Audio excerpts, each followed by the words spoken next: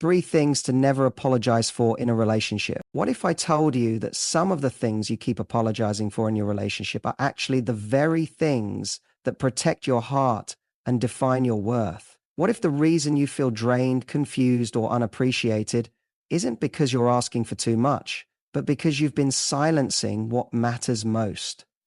In this video, we're breaking the cycle. We're uncovering 3 things you should never apologize for in a relationship, and why doing so might be the key to finally finding the love that honors who you are. If you've ever felt guilty for speaking your truth, for needing emotional connection, or for setting boundaries that protect your peace, this message is for you. By the end of this video, you won't just understand your value, you'll be ready to walk in it. So don't just watch, lean in. This could change everything. Never apologize for having boundaries. This might be one of the most misunderstood truths in modern relationships. We are often conditioned by culture, family, or past experiences to believe that saying no makes us difficult, cold, or selfish, that setting limits means we're pushing people away, or that we're failing to love properly. But the truth is, boundaries are not barriers to connection.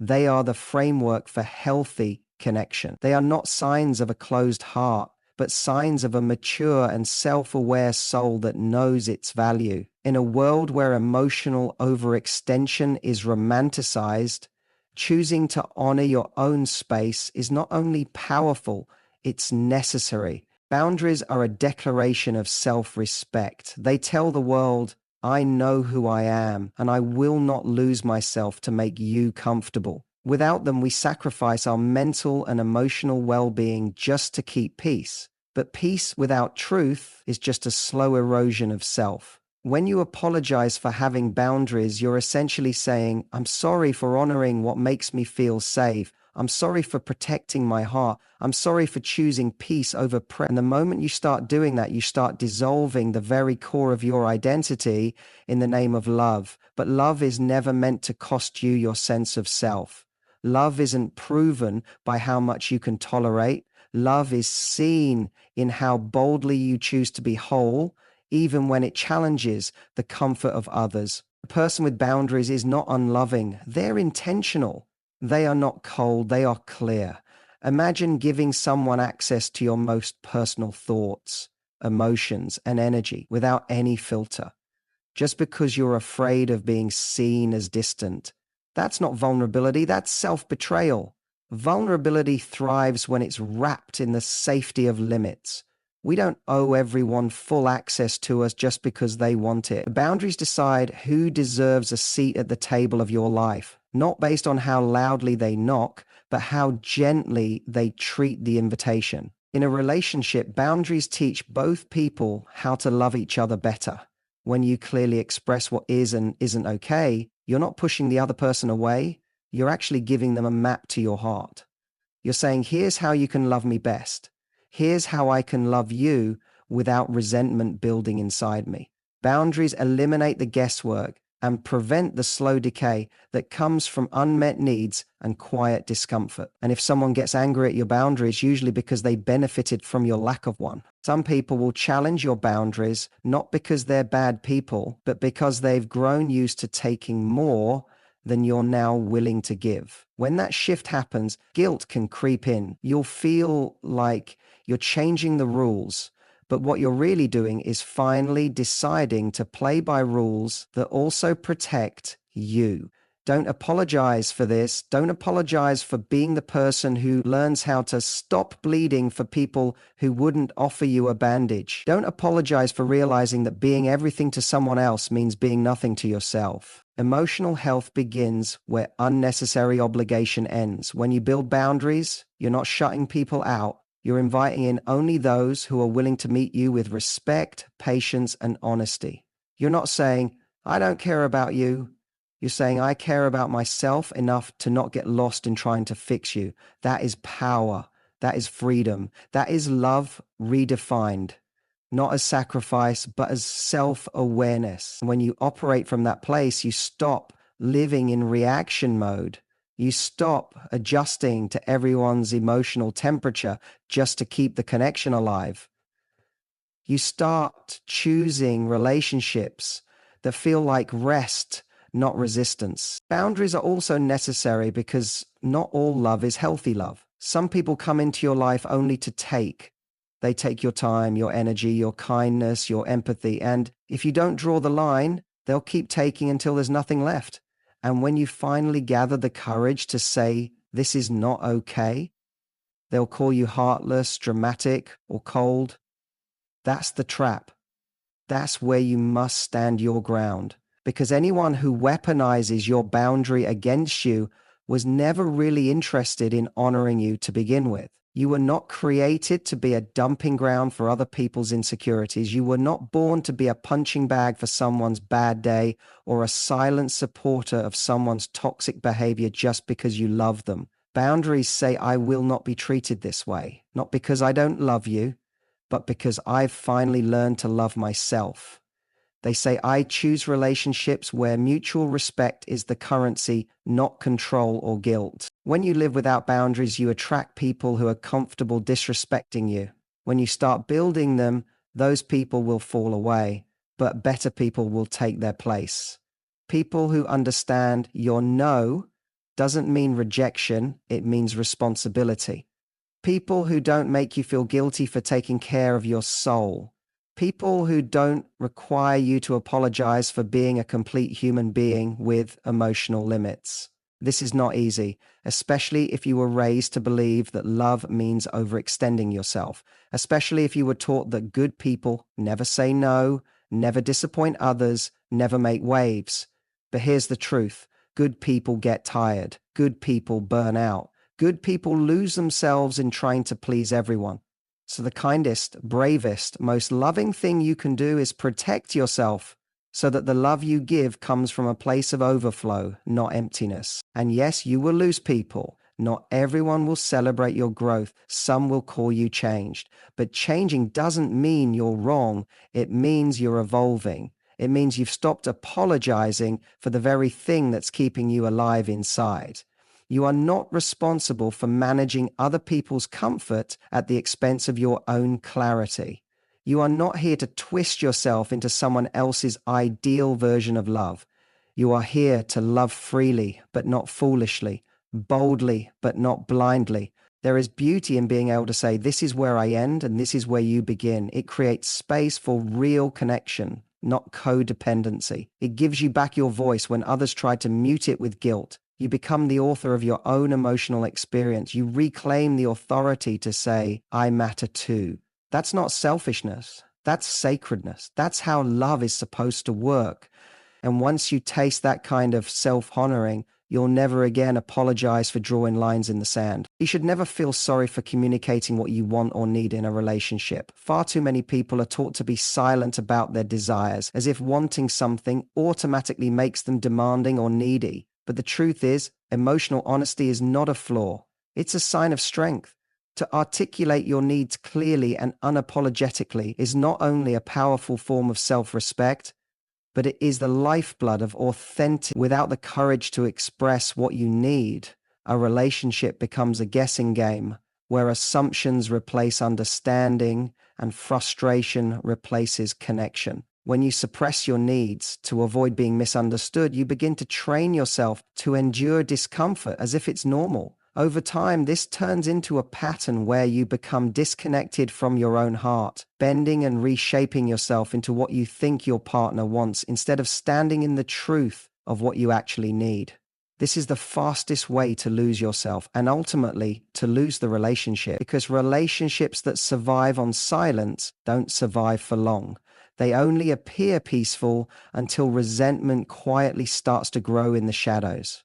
Communicating your needs is not an attack on the other person. It's not about placing blame or issuing ultimatums. It's about inviting your partner into your emotional world. It's about giving them a chance to show up for you, not testing their love, but trusting their heart enough to speak your truth. And if you're with someone who genuinely cares, they won't make you feel guilty for asking to be loved in the way you long to be loved. They will lean in, they will listen, they will want to learn. People often fear that if they're too vocal about their needs, they'll drive others away. But the truth is, You don't drive away the right people by being honest, you filter out the wrong ones. The people who can't handle your truth were never going to handle your soul. So why settle for shallow comfort when you could build something deep and lasting, even if it starts with a difficult conversation? True intimacy demands vulnerability, and vulnerability without need is just performance.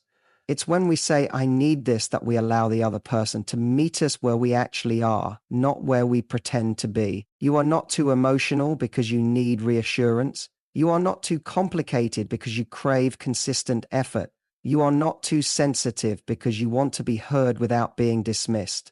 Every person carries needs shaped by their past, their personality, and their emotional wiring, and ignoring those needs doesn't make them go away. It only causes them to erupt later, often at the worst possible moment. That's why the most mature relationships are built not on avoiding needs, but on acknowledging them early, clearly, and respectfully. Some people carry wounds from past relationships where they were told that their needs were too much, so now they overfunction in silence, hoping their partner will just figure it out. But relationships aren't built on mind reading. The moment you start waiting for someone to magically understand what you want without saying it is the moment you start preparing for disappointment. You must be brave enough to say, this is what I need from you, not because I want to control you, but because I want to connect with you. Needs are not burdens, they are bridges. They are opportunities to deepen your bond, not destroy it. They are not demands, they are desires. They are the roadmap to your emotional well-being, and anyone who truly loves you should want to know that map, not ignore it. And if they belittle you for expressing your heart, that says more about their emotional immaturity than it does about your worth. There's an unhealthy belief that if someone loves you, they'll automatically know how to love you, that love will just get it. But love isn't intuitive unless it's informed. People bring different definitions of love into a relationship based on what they saw growing up, what they've experienced, and how they've been hurt. So while they may love you in their own way, it may not be the way that reaches you. That's why communication is essential, not as a complaint, but as a compass. Saying what you need doesn't make you controlling. Silence makes you resentful, and resentment is the silent killer of relationships. It's the result of all the times you swallowed your truth to keep things peaceful, of all the times you laughed off your pain or downplayed your feelings just to avoid conflict. But peace that comes at the cost of your voice is not peace. It's a slow emotional death. You don't have to choose between connection and honesty. The right connection is built on honesty. The right person wants your truth, even when it's uncomfortable.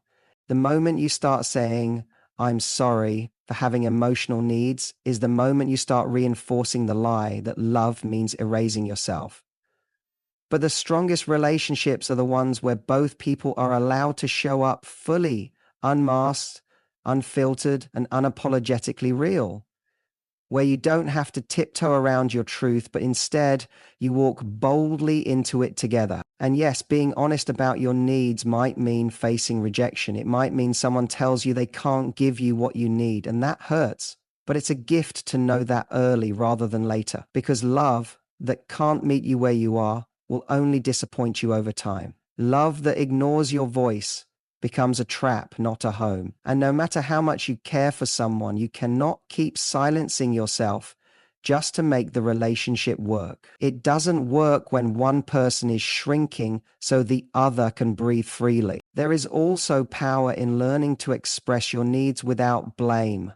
Not, you never do this, or you make me feel, but instead, when this happens, I feel, or what I really need is. That shift in language can transform the entire dynamic. It creates space for the other person to respond without feeling attacked.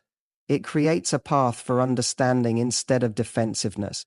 And if the person still refuses to meet you halfway, then at least you know you did your part with integrity. Never forget that your needs matter just as much as anyone else's. You are not here to simply serve others emotionally while starving yourself. Relationships are a two-way exchange, not a one-sided performance.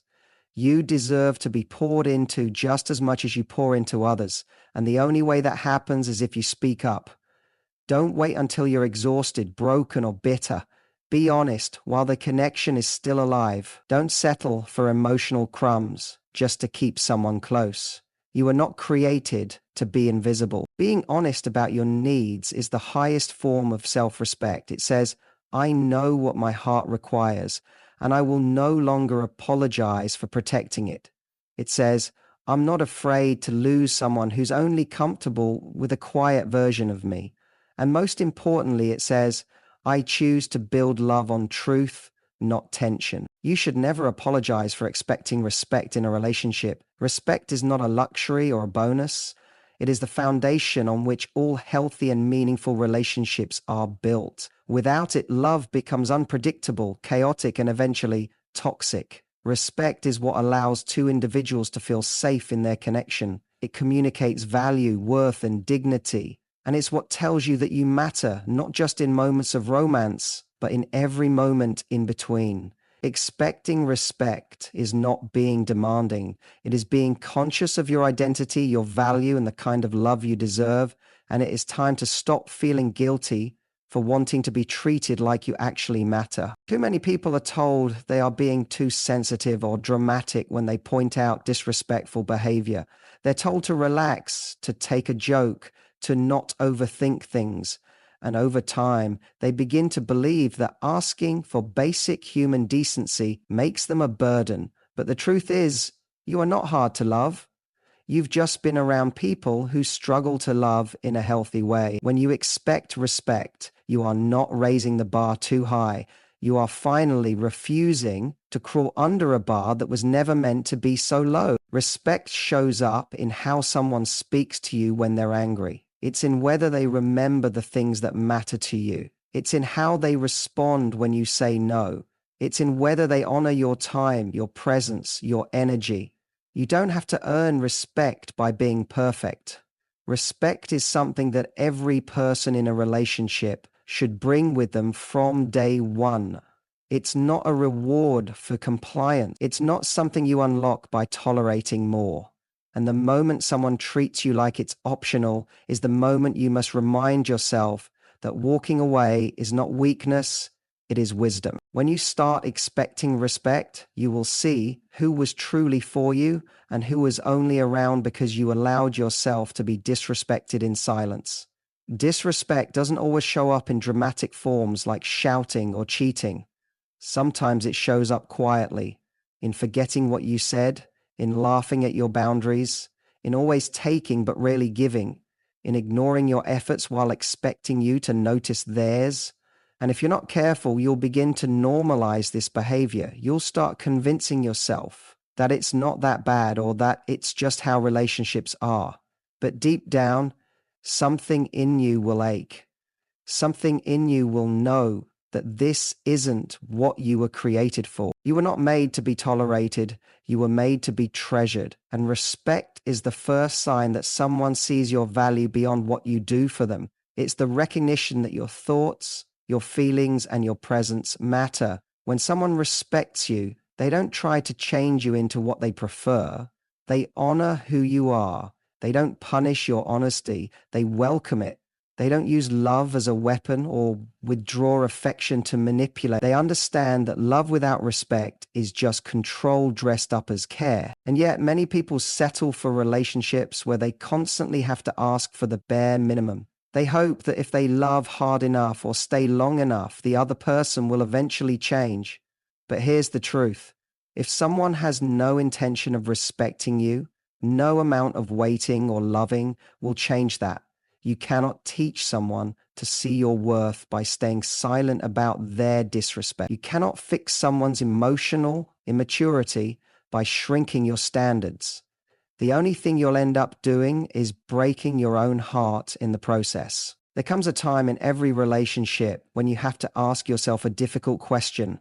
Am I being respected here? Not just loved, not just wanted, not just needed, respected. Because without respect, love becomes painful. It turns into obligation. It feels like walking on eggshells, constantly questioning yourself, constantly trying to prove that you're worthy. And no relationship, no matter how long it's lasted, is worth losing your self-worth over. You deserve someone who listens when you speak, not just hears the words, but actually leans in to understand. You deserve someone who doesn't make you feel stupid for expressing your feelings.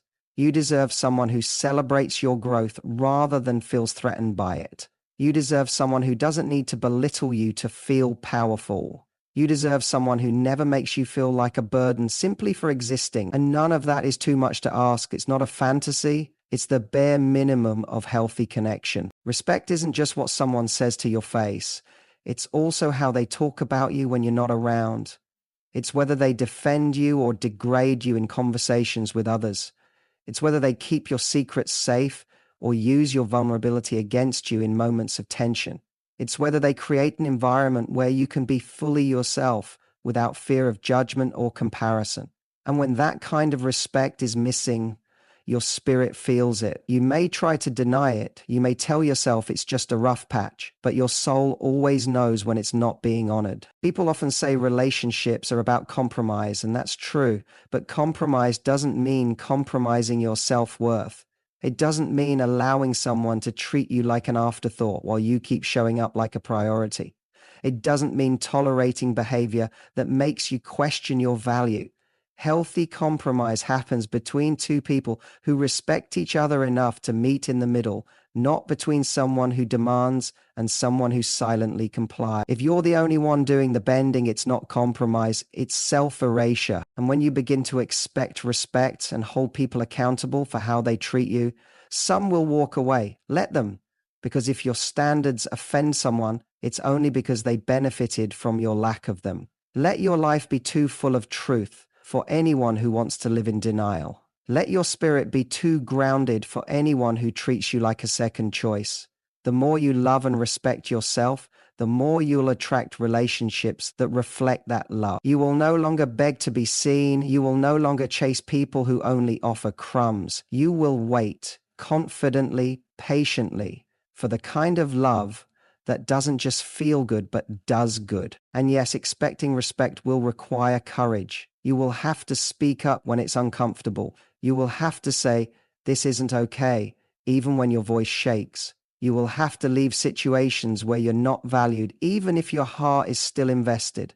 But on the other side of that courage is freedom, peace, joy, and relationships that feel like home. Not because they're easy, but because they're safe. Expecting respect is not pride, it's not arrogance. It's simply a recognition that your heart was not designed to be handled carelessly, that your time is precious, that your energy is sacred, and that your presence is a gift. You don't have to yell to be heard. You don't have to fight to be seen. You don't have to apologize for wanting to be treated with basic human decency. You only have to decide that you're done settling for anything less. In every meaningful relationship, the greatest act of love you can offer yourself is refusing to apologize for who you truly are. When you stop apologizing for having standards, for speaking your truth, and for expecting to be treated with the respect you deserve, you reclaim your power. You stop shrinking to fit someone else's comfort zone and start standing tall in the light of self-worth. Love should never require the sacrifice of your dignity. It should never ask you to remain silent where your voice needs to be heard. It should never make you feel guilty for being human with emotions, needs, and boundaries. You were not created to be invisible, to be tolerated, or to constantly explain your value. You were created to love and be loved in a way that honors your soul, challenges your growth, and protects your peace. Never apologize for wanting that. Never apologize for requiring that, because the right person will never ask you to. Thank you for watching and for giving your heart the space to hear this message. If this resonated with you, it's because you're ready to elevate the way you love and the way you are loved. Stay strong, stay true, and never forget, you are worthy of a relationship where you never have to apologize for being exactly who you are.